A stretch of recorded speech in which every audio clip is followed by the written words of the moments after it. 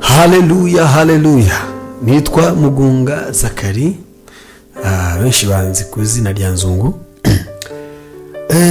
Ndagira ngo dusome ijambo ry'Imana riri mu Itangiriro. Nshaka ko tuzadusoma ijambo ry'Imana. Hari abantu benshi bakenera gusoma Bibiliya mu by'ukuri bari mu rugendo batayitwaje, ariko ndagira ngo uze wibuka rimwe uvuge tereka ngende kuri YouTube urebe ijambo ry'Imana mu buryo bwo kumva. Ushobora kumva udanasomye, ukumva gusa iki gice naguteguriye cy'uyu munsi. Nzambagezaho igice kimwe ku munsi. Uyu munsi turatangira ku Itangiriro cyo cyambere. Harimo amagambo menshi bagenda bavuga ngo mbere na mbere Imana yararemye, ukumva mu by'ukuri ko bari kuvuga kurema, ariko ndagira ngo icyo nzoza nsoma cyose, icyo tuzadusoma cyose uzukigiramo icyizere, wumve ko Imana nimba yararemye igiti, Imana yaremye izuba, Imana yaremye inyenyeri, yananirwa kurema ikintu mu buzima bwawe. Imana yananirwa kurema inzira, Imana yananirwa guca inzira ku buzima bwawe. Oya, Imana irabishoboye. Soma ijambo ry'Imana. Itangiriro igice cya mbere, aho ngaho ku murongo wa mbere turatangira ku titre yayo, iravuga ngo Imana irema isi n'ijuru n'ibirimo byose. Umurongo wa mbere uravuga ngo mbere na mbere Imana yaremye ijuru n'isi. Isi yari itagira ishusho, yariho ubusa busa, umwijima wari hejuru y'umuhengeri, maze umwuka w'Imana yagendagendaga hejuru y'amazi. Imana iravuga iti habeho umucyo, umucyo ubaho. Imana ibona ko umucyo ari mwiza. Imana itandukanya umucyo n'umwijima. Imana yita umucyo amanywa, n'umwijima nawo Imana iwita ijoro. Buragoroba buraca, uwo ni umunsi wa mbere. Ngira ngo nkaho tumaze gusoma honyine ufite ikintu usaba Imana cyangwa isengesho wasenga Imana uyibwira muri uyu munsi wa mbere honyine. Reka dukomeze twumve umunsi wa kabiri uko zaje kugenda. Imana iravuga iti habeho isanzure hagati y'amazi, rigabanya amazi n'andi mazi. Imana irema iryo sanzure, igabanya amazi yo munsi y'isanzure n'ayo hejuru yaryo, biba bityo. Imana yita iryo sanzure ijuru. Buragoroba buraca, uwo ni umunsi wa kabiri. Uwo ni umunsi wa kabiri bagenzi tumaze gusoma. Imana iravuga iti amazi yo munsi y'ijuru ateranire hamwe, ahumutse haboneke, biba bityo. Uwo murongo wonyine nsomye ntugufashije bene data, nje deja ndafashishwa. Imana iravuga iti aho ku murongo wa 9, amazi yo munsi y'ijuru ateranire hamwe, ahumutse haboneke, biba bityo. Katuzamure Imana icyubahiro. Haleluya. Ariko ndanezerewe. Mu yandi magambo, ahantu wifuza ko humuka, hari inzira ushaka gucamo yayoberekanyije ku buzima bwawe bikakunanira, ukabona wabuze ahantu uca, inzira yarananiye. Muri ibyo bivuze ngo hari ibyo wifuza kugeraho ukabona nta nzira. We Yesu niwe gisubizo cy'ibibazo ubona mu buzima bwawe. Ahumutse haboneke mu buzima bwawe, ubona aho utambuka, kuko niyenda ndufite n'ubwo bushobozi bwo guca hejuru y'amazi. Ariko Imana ica inzira, ahumutse haboneke. Ijambo ry'Imana rivuga ngo biba bityo.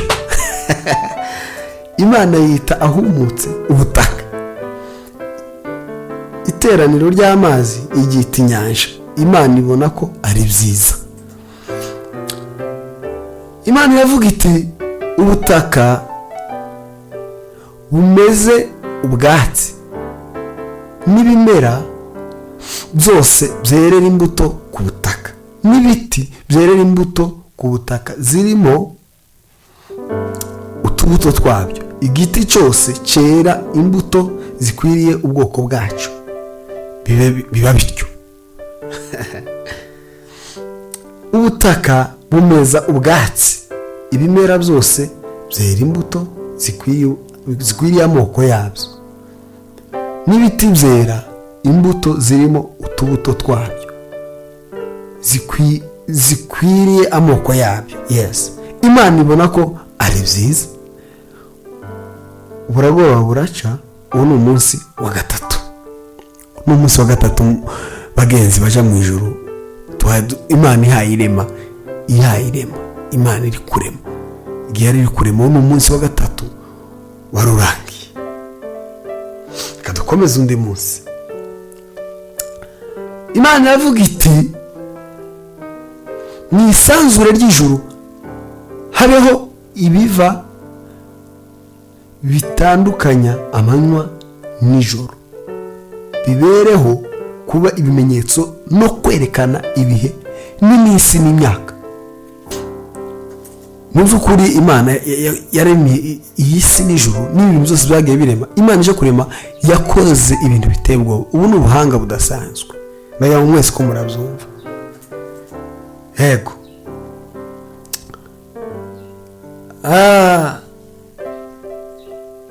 bibereho kuvira mu isanzure ry'ijuru kugira ngo bivire isi biba bityo.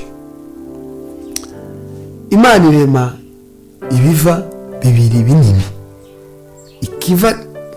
ikiva kinini cyo gutegeka amanywa n'igito cyo gutegeka ijoro.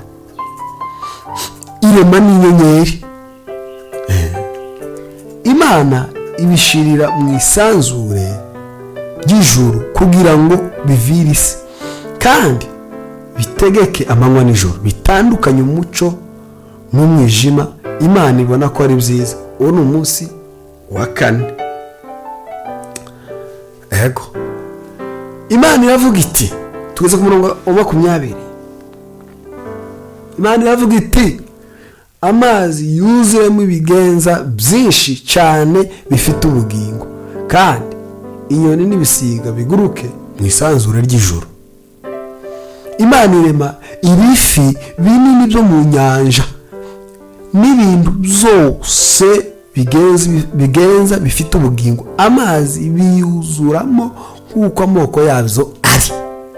Irema n'inyoni n'ibisiga byose nk'uko amoko yazo ari. Imana ibona ko ari byiza.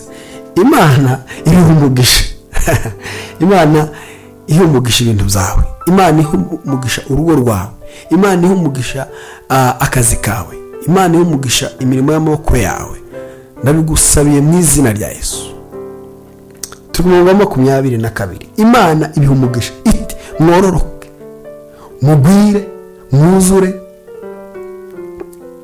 amazi yo mu nyanja, inyoni n'ibisiga byororoke mu isi.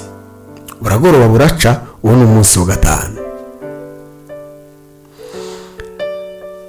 Tugeze ku murongo wa 24. Haravuga ngo Imana iravuga iti, isi izane ibifite ubugingo, amatungo n'ibikururuka nk'uko amoko yabyo ari, n'inyamaswa zo mu isi nk'uko amoko yazo ari, biba bityo.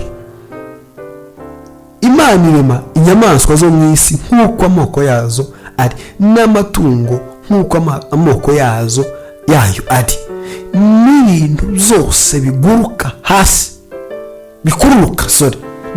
hasi nk'uko amoko yabyo ari. Imana ibona ko ari byiza. Imana iravuga iti, tureme umuntu. Umva ukuntu waremwe. Tegera.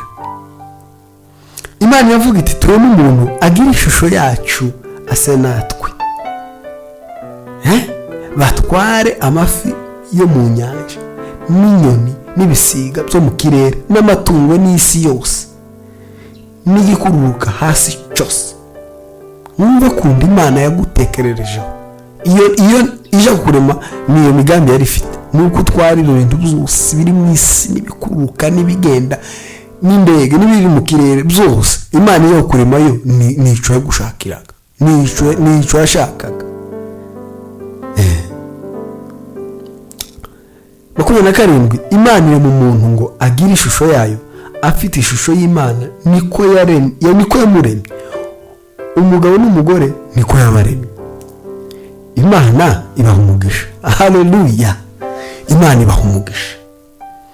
Imana irabwira iti mwororoke mugwire mwuzure isi, mwimenyereze ibirimo, mutwara amafi yo mu nyanja n'inyoni n'ibisiga byo mu kirere n'ibifite byose n'ibintu byose bifite ubugingo bigenza ku isi, mutware ndabahaye. Nuko iyo ni Imana. Kandi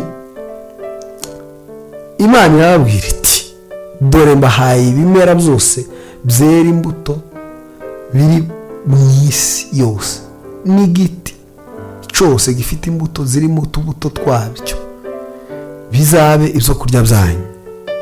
30 Kandi inyamaswa zose zo mu isi n'inyoni n'ibisiga byo mu kirere n'ikintu cyose gikururuka ku isi gifite ubugingo mbihaye ibimera bibisi byose ngo bibe ibyo kurya byabyo.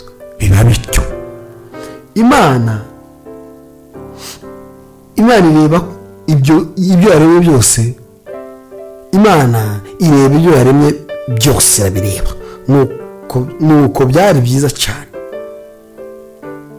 Imana ireba ibyo yaremye byose nuko byari byiza cyane. Irabireba kabisa, iravuga ngo ibintu ni byiza. Buragora buraca. Uwo ni umunsi wa 6.